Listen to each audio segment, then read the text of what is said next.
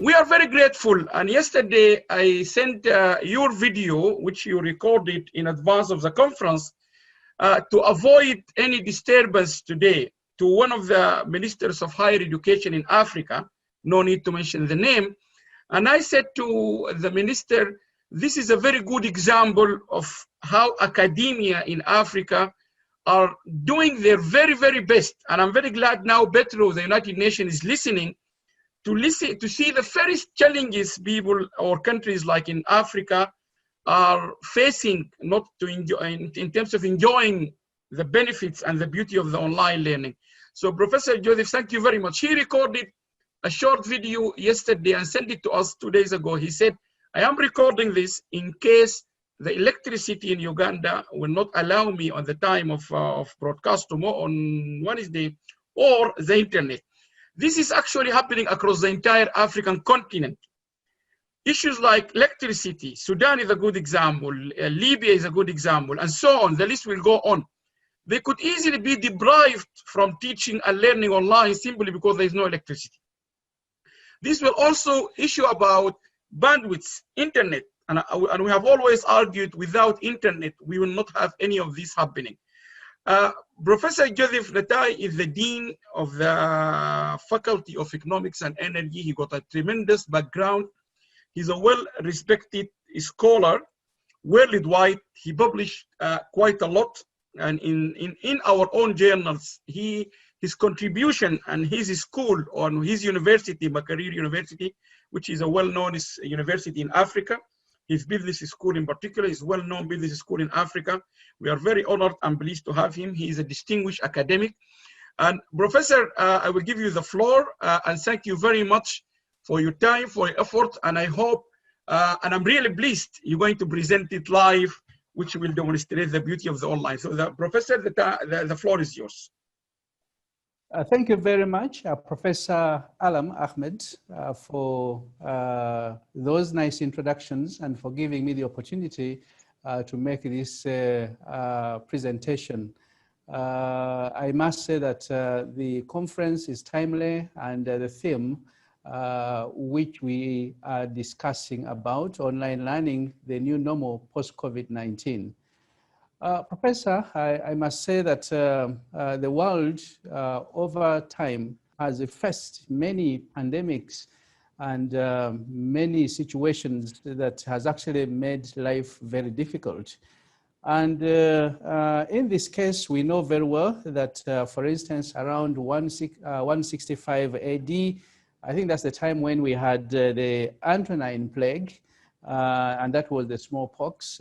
Moving on to 250 AD, when we had the Cyprian plague, and then we moved on up to 541, we moved on up to 11th century when we had leprosy, moving on up to 1350 when we had the Black Death, and that happened in Asia, and of course it spread throughout the entire world up to 1665 when we had the Great Plague of London, and that was the bubonic plague that killed 20% of the population in London.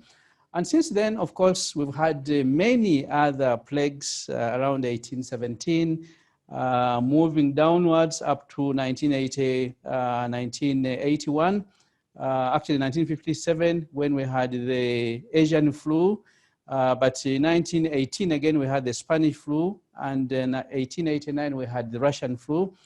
And of course, moving down 2003, we had SARS, 2019, we now have COVID-19, meaning that most likely plagues are supposed to, or not supposed to, but plagues are around the corner. So you never know, maybe in even the next 20 years or 15 years, you're likely to have another. Now that has implications in the education sector, especially for us who are delivering courses, who are delivering lectures. So that means we must actually move very, very fast and ensure that we innovate or probably die. Now, we know very well, Professor and ladies and gentlemen or delegates, if we begin talking about the reality of things, we know that historically teachers, we are trained to operate mostly in the traditional classroom setting. And we know that And of course, amidst these pandemics, and that's what is happening. So that means that we really have to rethink the kind of training that we received about 20 years ago, 15 years ago, to be able to catch up with the changes that we see in the environment that are very rapid and very dynamic. Of course, we also know that with the increase in demand for education, especially for people who wanted to learn many new things, as Dr. Dramatru has just even indicated that, well, they favor online learning because of the costs involved. But in this case, the desire drove various universities and colleges to go online and start delivering distance education courses. So we see a number of generations in this case. The first generation, which is actually the correspondence generation, and this is where printed material was produced and probably delivered to the learners. Went through the second generation, and this was common in the 1950s. And of course, here the use of televisions and radio technologies were used to deliver courses. And then we moved to the third generation, and that was the tele-learning model. And this was common in the 1980s with video conferencing. And video conferencing was majorly used to deliver courses up to the fourth generation. And that's the flexible learning model where students were enabled to learn from anywhere, from any part of the world, and anytime, and learning at their own pace.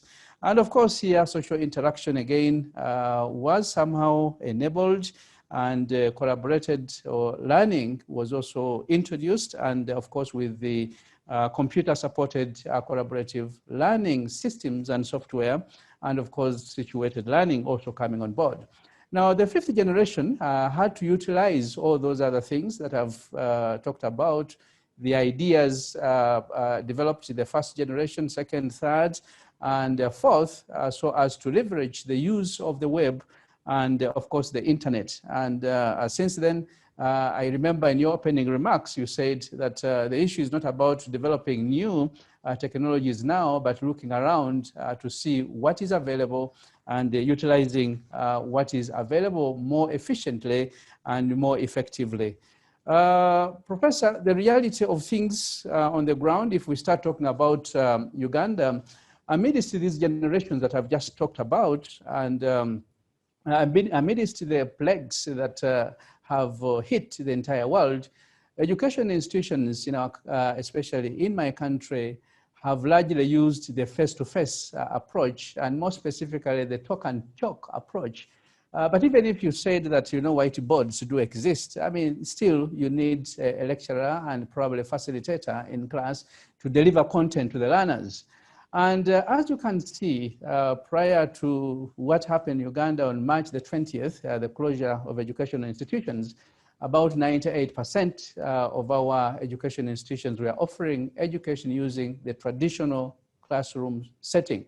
So we actually caught off guard. But I also know that the 2% that I've really talked about is constituted by virtual learning, and this was for courses that were being delivered by probably in collaboration with the institutions which are abroad in the US, in the UK, and more specifically for probably professional courses, talk about SIM, CIP-CPA, and so forth.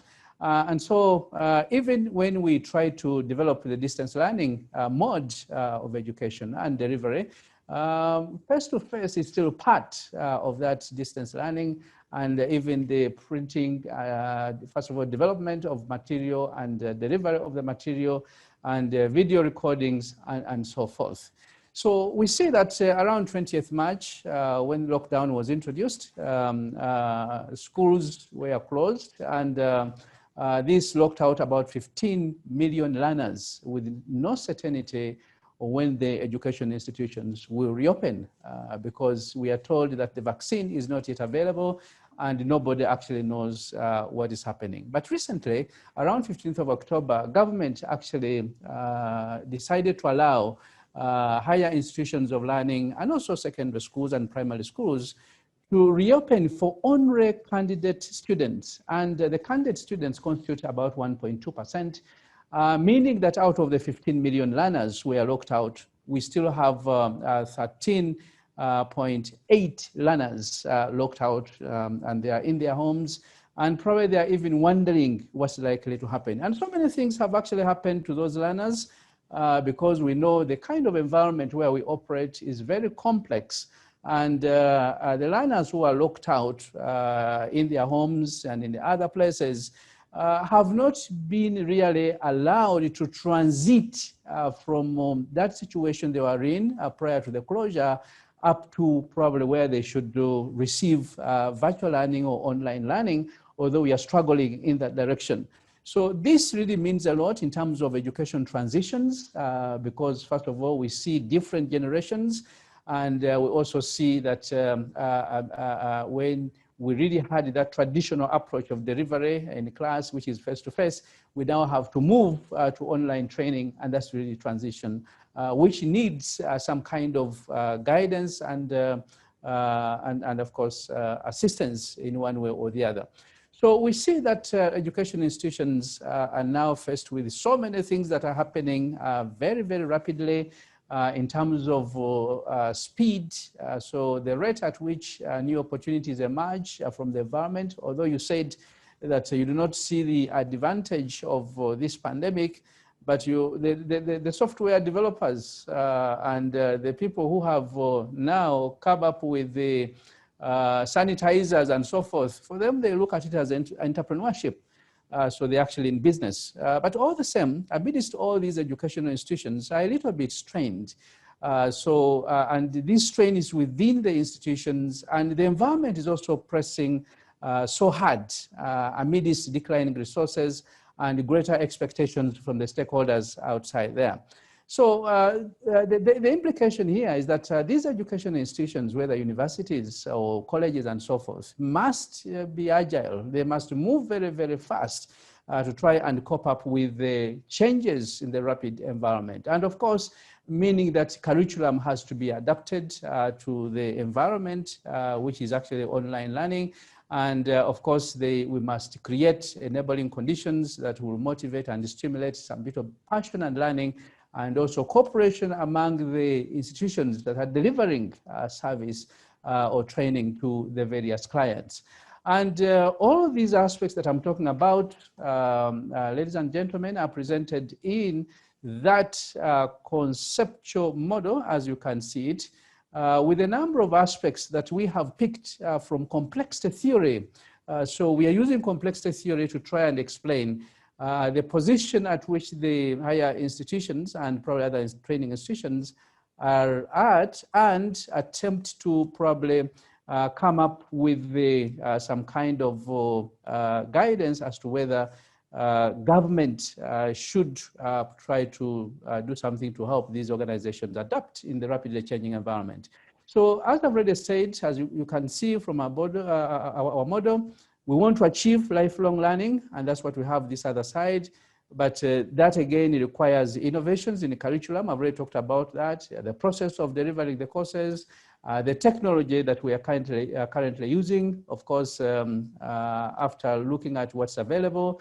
And this has implications for resources. I know that many countries worldwide are affected economically, so they may not have sufficient resources to support these things. And even education may not be a priority for some institutions, for some governments.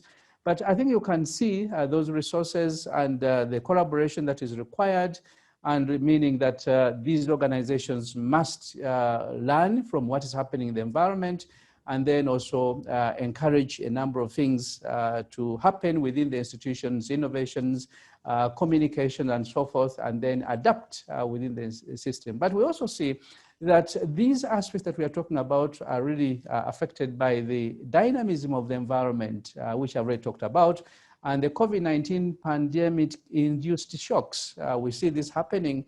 For instance, if you look at research that's been done in Uganda, you'll discover that there's been increased violence against children. Dropout rates have probably are actually very high now. We are talking about 60, between actually 50 and 60% drop out, because we see this in the candidate classes where learners were allowed to report back and receive education.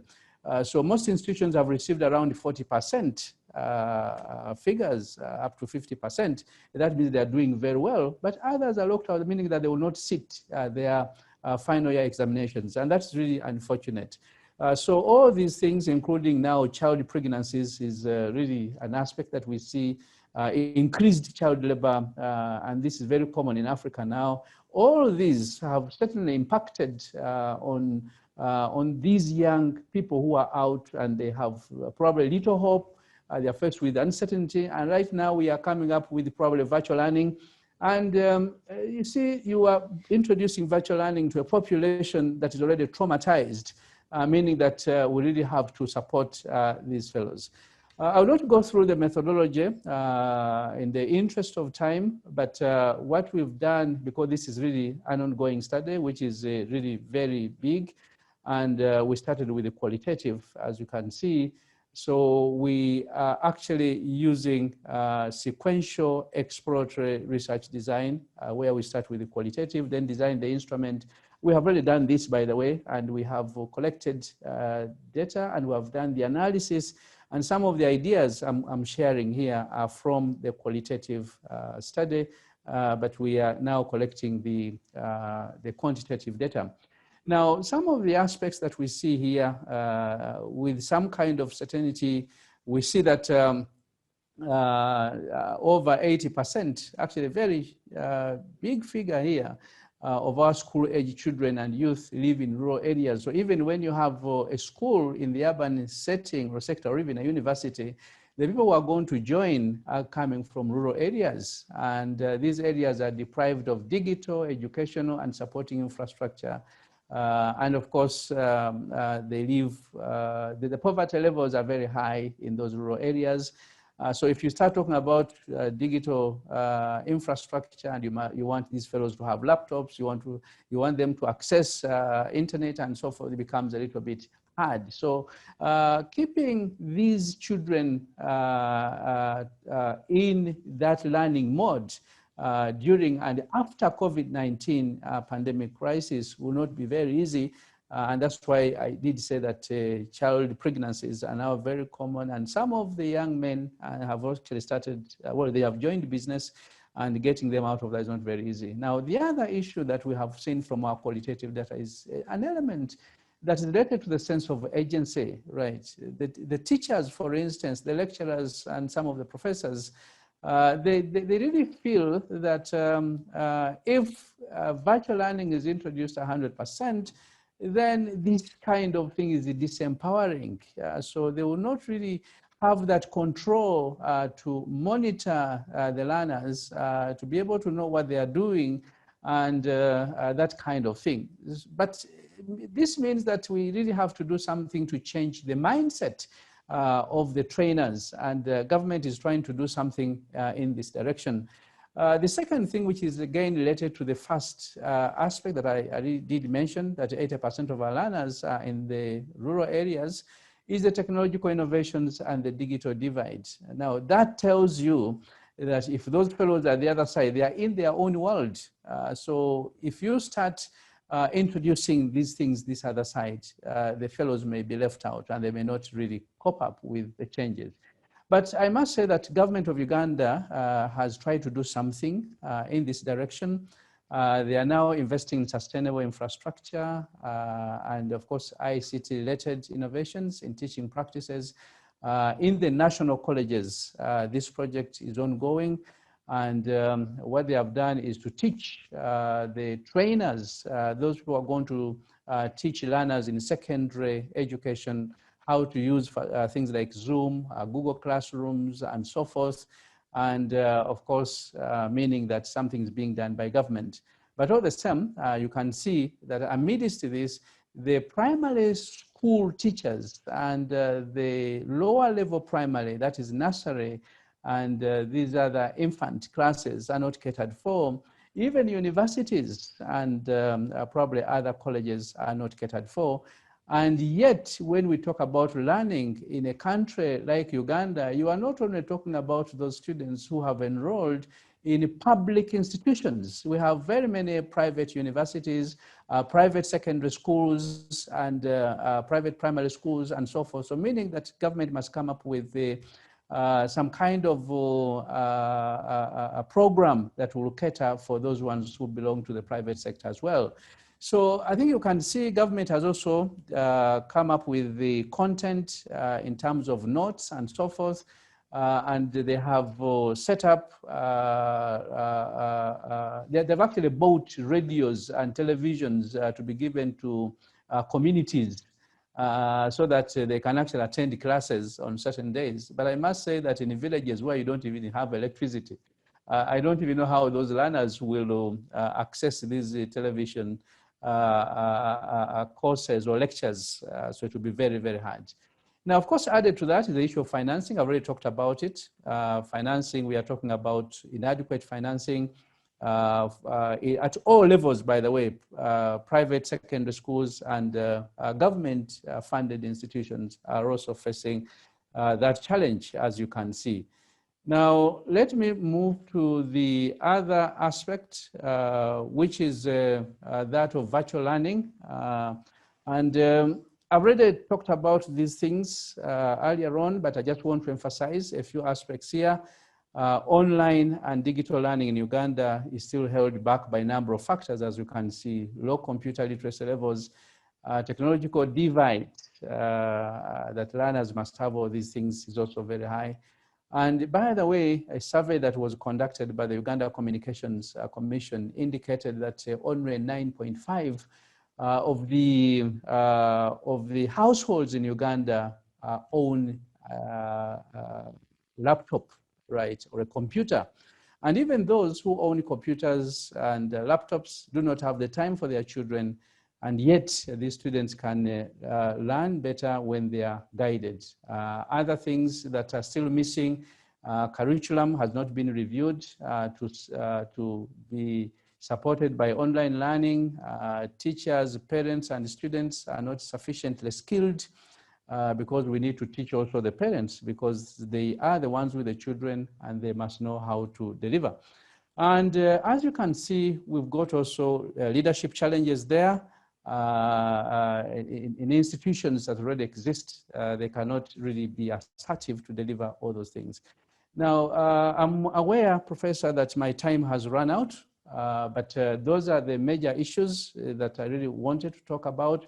And in conclusion, I can say that government has a very big job in terms of supporting the post-COVID-19 teaching and learning transition, as highlighted by those things. First of all, we need to build the resilience of the learners, resilience of the institutions in terms of infrastructure, in terms of access to ICT.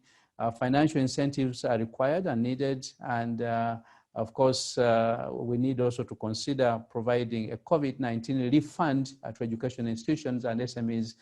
So when you say is Uganda ready, I can say we are not yet ready, but we are moving into that direction. Thank you very much, Professor. Thank you very much, Professor Joseph. Thank you very much. I think you stick to the time, you haven't exceeded your time. Thank you very much. So my name is Farida Fortune. I'm a professor from Queen Mary University of London. What I'd like to say is that the collaboration, it's much wider than people know, and it extends, you know, like a spider's web. But I do think that conferences like the one you're having today gives, and you have had in the past few years, and that's really single-mindedly been masterminded by you, Prof. Allam, has led to huge opportunities of new partnerships. Because when you have conferences like you have today, it's like-minded people, and I think you always need to have that personal contact and the personal alignment to go ahead. So I do think that what you're doing today will make that even better. Thank you very much, Professor Farida. And I think one thing I also would like to encourage you, those who submitted their papers, all this, I mean, we got the paper, I think, from Brazil, from Uganda, from Ron and Alexandra, and I think Motsami, from all these papers, we will put them, and we have from India. So we will definitely try to multiply the networking. This is exactly the beauty of what we're doing. And I will, as I said, we would like you to encourage you to go and continue collaborating. And it's really great to reach people and to see them and engage. And that's why we ask you for the social media, so I thought for the WhatsApp, so that we can build up and let's satisfy our research, RIE, and all that exercise by publishing and so on. But at the same time, we need to work it out. Professor Ntayi, I think you want to say something. Yeah, thank you very much, Professor Allam. I just want to respond to the question that has been raised about collaboration. And I want to say that in Uganda, we are actually working on that, and we've been working on it for quite some time. As a colleague has already indicated, we have collaborated on training programs. For instance, right now we are working with the ministry. We're actually working with the prisons because we actually go to the prisons and deliver our courses there to the inmates. And I think we've been doing this for the last 6 or 7 years, and that is a collaboration. We've been collaborating with the Army in the area of logistics, transportation, and management science in general. And we've got a very good feedback from there. We have collaborated with the other economic institutions like Ministry of Planning and other areas because we've got an outreach center in my faculty, Faculty of Economics, Energy and Management Sciences, and we call it the Economic Forum. And we've been dealing with issues of budgeting, issues of development, issues of local economic development, and so forth, and we've been collaborating. We also have a number of outreach centers, like the ICT Center. We've got the Leadership Center. We've been collaborating with the leaders of this country, the politicians, and so forth. In the area of entrepreneurship, we have also collaborated with the for various ministries in charge of that particular aspect, the President's Office, and also the small and medium enterprises, Uganda Manufacturing Association. We also have a number of other things. We've got the Disability Center as well. We reach out to those people in that particular aspect. I think we've done that. We've got local collaborations and international collaborations in terms of delivery of programs or quality programs. That's what I wanted to add, Professor. And certainly given what we've just gone through here, again, we are going to go out and deliver the message. Thank you. Thank you very much, Professor.